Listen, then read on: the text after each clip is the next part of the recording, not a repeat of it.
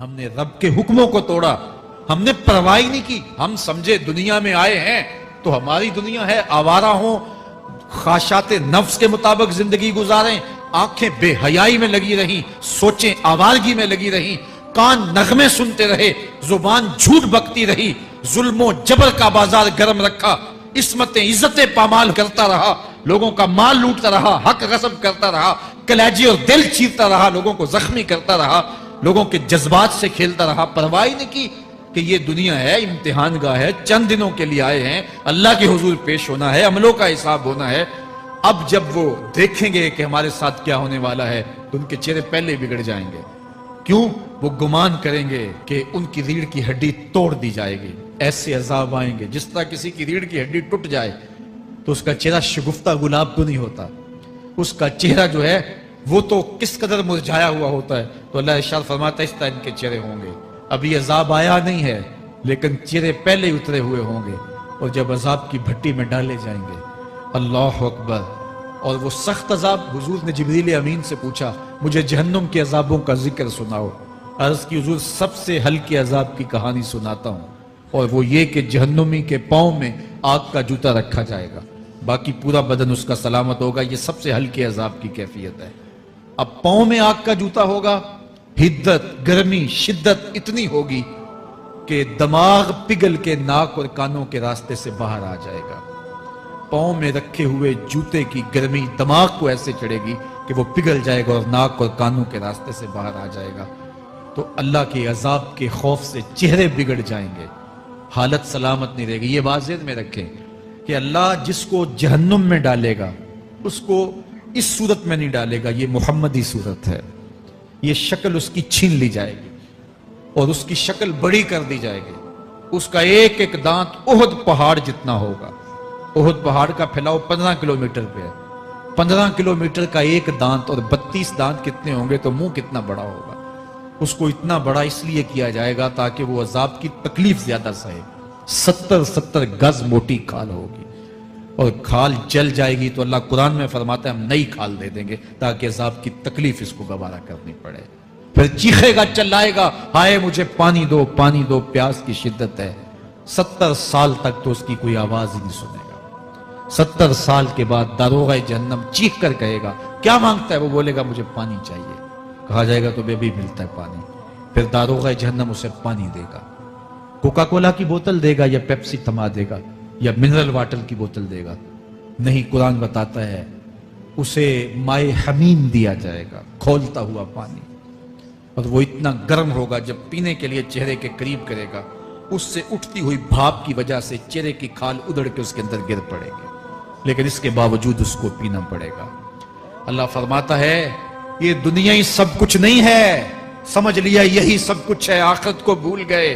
صبح اٹھے کام پہ چلے گئے، شام آئے آوارگی میں چلے گئے، صدائیں آتی رہی حی علی الصلاح حی علی الفلاح، کوئی پرواہ نہیں کی.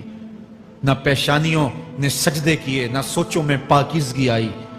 زندگی یوں گزار کے چلے گئے. ایسے نہیں، کہا ایک وہ ہوں گے جن کے چہرے شگفتہ گلاب ہوں گے، ایک وہ ہوں گے جن کے چہرے بگڑے ہوئے ہوں گے. اللہ اکبر. کلا اذا بلغت التراقی. یہ تو قیامت کا منظر ہے نا، قیامت سے قبل بھی ایک منظر ہے. اللہ اس منظر کو بھی بیان کر رہا ہے. کلا اذا بلغت التراقی. ہاں جب جان گلے کو پہنچ جائے گی. اے انسان تیرے اوپر وہ گھڑی بھی آنے والی ہے، وہ وقت بھی آنے والا ہے جب سانس اس ہنسلی میں اٹک جائے گا، جب سینے سے بھی سانس اوپر چلی گئی. اب ڈاکٹر بھی لا علاج قرار دے رہے ہیں کہ اب علاج نہیں رہا ہے، جان بس اب نکلنا چاہ رہی ہے. اور کہا جائے گا کوئی جھاڑ پھونک والا بلاؤ. اب ڈاکٹروں نے تو جواب دے دیا، اب سانس اٹک گئی گلے میں، چند لمحوں کی مہمان ہے. اب ڈاکٹروں نے کہا اب ہماری جانب سے لا علاج ہو گیا، اب لے جاؤ اس کو گھر یا وینٹیلیٹر پہ ڈال دیتے ہیں اس کو، بس اب ہماری جانب سے کوئی اس کا علاج نہیں ہے. اب گھر والے روتے ہیں، کہتے ہیں کوئی جھاڑ پھونک والا لاؤ، کوئی دم والا لاؤ، شاید وہ کوئی دم کرے تو اس کی جان میں جان آ جائے. ڈاکٹروں نے تو لا علاج قرار دے دیا. وَظَنَّ عَنَّهُ الْفِرَاقِ. اللہ فرماتا ہے یہ تو جھاڑ پھونک والے کو ڈھونڈ رہے ہیں، لیکن جس کی سانس یہاں اٹکی ہے وہ سمجھ گیا ہے اب موت آ گئی ہے. اس کو یقین ہو گیا ہے کہ اب موت کے لمحے آ گئے ہیں، اب میں بچ نہیں پاؤں گا، اب آنکھیں تاڑے لگی ہوئی ہیں۔ وَالْتَفَّتِ السَّاقُ بِالسَّاقِ، پنڈلی پہ پنڈلی چڑھ رہی ہے۔ جب موت آ جاتی ہے تو پھر پنڈلی سے پنڈلی لپٹ جاتی ہے، اس کو پھر جدا کرتے ہیں اور جدا کر کے دونوں انگوٹھے باندھ دیتے ہیں تاکہ پنڈلی کے اوپر پنڈلی نہ چڑھے۔ اللہ وہ منظر بیان کرتا ہے، صاحب یہ وقت آنے والا ہے جب دونوں انگوٹھے باندھ دیے جائیں گے، جب ناک میں روئی ٹھونس دی جائے گی، جب چٹے لباس میں کفن دیا جائے گا، جب غسال کے سامنے بے بس پڑے ہوں گے، وہ چاہے یہ بازو اٹھائے چاہے یہ بازو اٹھائے، گرم پانی ڈالے یا سرد پانی ڈالے، جب بس پڑے ہوئے ہوں گے جو ہے وہ غسل دینے والوں کے، اور ناک میں روئی ہوگی اور دونوں انگوٹھے آپس میں بندے ہوں گے، یہ محل، یہ ماڑی، یہ کوٹھیاں، یہ بنگلے جس کو سویر شام لگ کے حلال حرام کی تمیز کیے بغیر بنایا تھا، غوث اعظم رضی اللہ تعالیٰ عنہ بولے مکان بنا رہا ہے، بسیں گے اور حساب تو جا کے دے گا، اور یہ تو ایک رات بھی تجھے اس گھر کے اندر نہیں رکھیں گے کہ چلو ایک رات مہمان رکھ لیں، کہتے ہیں نہیں مہمانوں نے بھی جانا ہے تو جلدی کرو، اس کو سپرد کراؤ، وہ تو تیرا لباس بھی پھاڑ کے اتاریں گے، خود غسل دینے کے لیے تیار بھی نہیں ہے، تجھ سے خوف آنے لگا ہے، جاندی واری ڈرونا بنے ہوتے، ہاتھ نہ لاندے ڈر دے، جنہ لئی تو پاپ کمائے اج کتھے نہیں تیرے کر دے۔ آج تو وہ تیرے ساتھ تجھے غسل دینے کے لیے آمادہ نہیں ہے۔ وَالْتَفَّتِ السَّاقُ بِالسَّاقِ، جب پنڈلی پہ پنڈلی چڑھنے لگ جائے گی، إِلَىٰ رَبِّكَ يَوْمَئِذٍ الْمَسَاقُ، اس دن تیرے رب کی طرف ہی لوٹ کے جانا ہے۔ فَلَا صَدَّقَ وَلَا صَلَّىٰ، اس نے نہ تو سچ مانا اور نہ نماز پڑھی، وَلَٰكِنْ كَذَّبَ وَتَوَلَّىٰ، ہاں جھٹلایا اور منہ پھیر کے چل پڑا۔ ثُمَّ ذَهَبَ إِلَىٰ أَهْلِهِ يَتَمَطَّىٰ، پھر اپنے گھر کو اکڑتا ہوا چلا۔ اولا لک فاولا ثم اولا لک فاولا، تیری خرابی آ پہنچی، ہاں تیری خرابی آ پہنچی۔ ایحسب الانسان ان یترک سدی، انسان دنیا میں یہ گمان کرتا ہے اس کو سدا چھوڑ دیا جائے گا۔ سدا عربی میں ایسے اونٹ کو کہتے ہیں جس کی مہار کسی کے ہاتھ میں نہ ہو، شترے بے مہار، جہاں مرضی جس گھاٹ سے چاہے پانی پیے، جہاں سے مرضی چارہ لے، تو شترے بے مہار کو کہتے ہیں سدا۔ تو یہ انسان بھی گمان کرتا ہے کہ میں بھی سدا ہوں، مجھے کوئی کیوں پوچھے، میرے جذبات پہ کوئی کیوں قدغن لگائے، مجھے کیوں روکے کوئی۔ بالخصوص جوانی کے ایام کے اندر جوان کو بڑا ہوتا ہے کہ کوئی مجھے کیوں، وہ تو ماں باپ کے کہنے میں بھی نہیں آنا چاہتا، وہ کہتا ہے کیوں مجھے روکتے ہیں، میری جوانی ہے، میرے جذبات ہیں، مجھے آزادی سے جینے دو، کیوں میرے راستے میں رکاوٹ بنتے ہو، میں سدا ہوں۔ اللہ فرماتا ہے نہیں، ایک اونٹ تو سدا ہو سکتا ہے، جس کو میں نے اشرف المخلوقات بنایا ہے، اس کو تو سدا نہیں چھوڑوں گا، اس کو تو پابند بناؤں گا حکام کا۔ اب وہ کہتا ہے کہ نہیں یہ کیسے دوبارہ اٹھائے جائیں گے، اب دوبارہ وہی بات پھر آ گئی۔ الم یکن نطفۃ من منی یمنی، اللہ فرماتا ہے ایک بوند تھی نا، پانی کا ایک قطرہ تھا جو رحم مادر میں رکھا گیا، ثم کان علقہ، پھر وہ پانی کا قطرہ لوتھڑا بنا، فخلق فسوی، پھر اللہ نے اسے پیدا فرمایا اور پھر ٹھیک ہموار کیا، فجعل منہ الزوجین الذکر والانثی، پھر اس سے وہ جوڑ بنائے، کوئی مرد بنایا کوئی عورت بنائی۔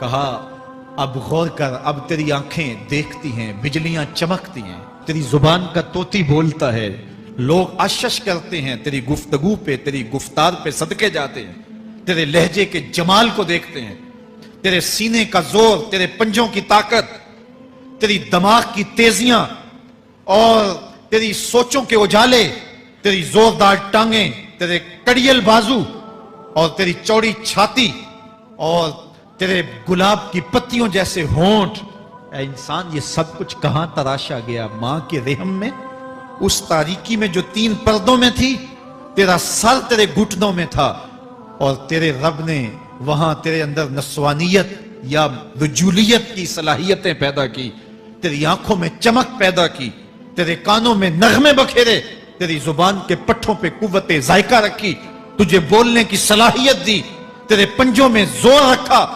آج تو مفتی شہر ہے، آج تو علامت الدہر ہے، آج تو قاضی القضات ہے، آج تو منسٹر ہے، آج تو وزیر اعظم ہے، آج تو پہلوان ہے، آج تو شہزادہ ہے، آج تو بادشاہ ہے، آج تو زوراور ہے، آج تیری طاقت کے کیا کہنے، آج شیروں کو تو نچا لیتا ہے، ہاتھیوں کو تو بٹھا لیتا ہے، آج تو بڑا زور آور گھڑ سوار ہے، آج تیری طاقت کے کیا کہنے، تو کشتی کرتا ہے، زمانہ دیکھنے آتا ہے، آج تیری طاقت کے شوہرے ہیں، تیری عظمت کے تنتنے ہیں، لیکن انسان تو ایک ناپاک قطرہ تھا اور رحم مادر میں تھا۔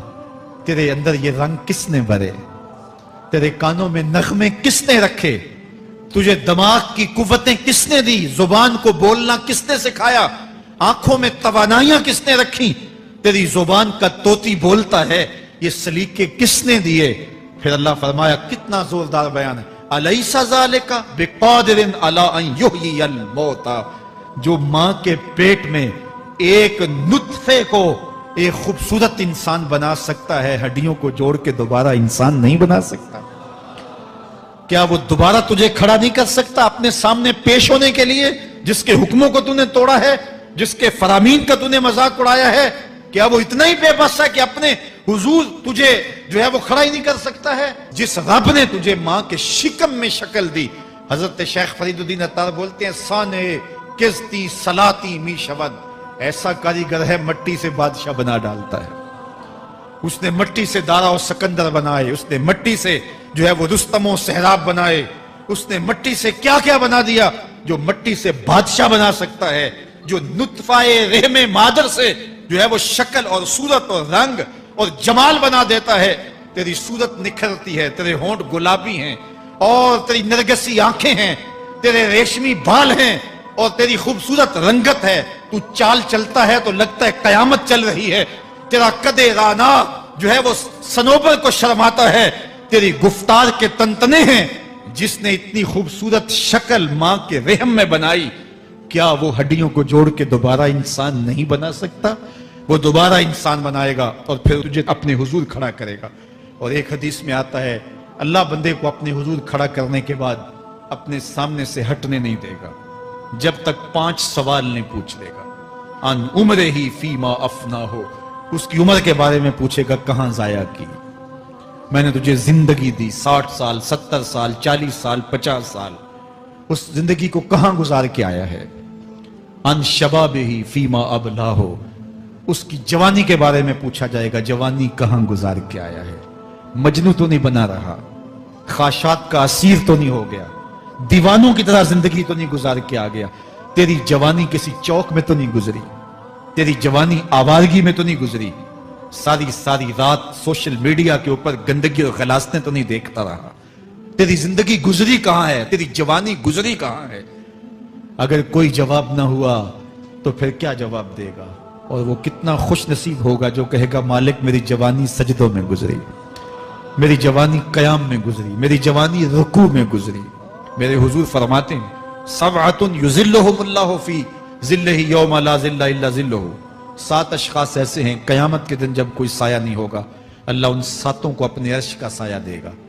ان میں سے دوسرا شخص میرے حضور نے بیان فرمایا، وشاب نشأ فی عبادت اللہ، وہ جوان جس کی جوانی اللہ کی عبادت میں گزری۔